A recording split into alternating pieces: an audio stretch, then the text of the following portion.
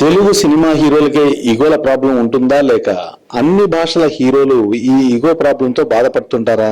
Cinema వాళ్లేనా, లేక బయట ప్రపంచంలో కూడా ఈ ఈగోల ప్రాబ్లం ఉంటుందా అన్న విషయానికి వస్తే, ఈ ఈగోల ప్రాబ్లం అందరికీ ఉంటుందనిపిస్తోంది.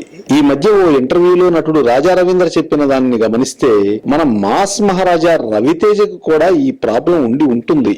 రవితేజ సినీ రంగ ప్రవేశం చేసిన రోజుల్ని గమనిస్తే చాలా చిన్న చిన్న క్యారెక్టర్స్, ఇంకా చెప్పాలంటే జూనియర్ ఆర్టిస్టులు వేసే పాత్రలతో రంగ ప్రవేశం చేశాడు.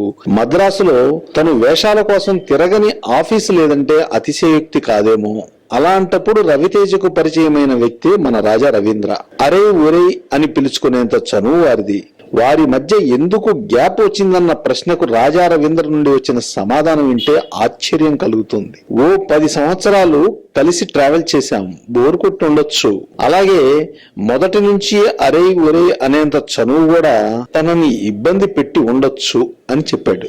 ఇది విన్న తర్వాత ఏమనిపించిందంటే, డబ్బులు సంపాదించేస్తే పాత రోజులు మర్చిపోతారా, పాత పిలుపులు మాసిపోతాయా అన్న డౌట్ వచ్చేంతలోనే రవితేజను అతి దగ్గరగా, ఇంకా చెప్పాలంటే ఓ రూమ్మేట్ గా చూసుకున్న దర్శకుడు వైవిఎస్ చౌదరి జ్ఞాపకానికి వచ్చాడు. వీరిద్దరి సమావేశం కూడా అరే ఒరేనే. కానీ చౌదరి దర్శకత్వంలో రవితేజ హీరోగా నటించలేదు. చౌదరి నిర్మాణంలో వచ్చిన నిప్పు చిత్రంలో రవితేజ హీరోగా నటించాడు.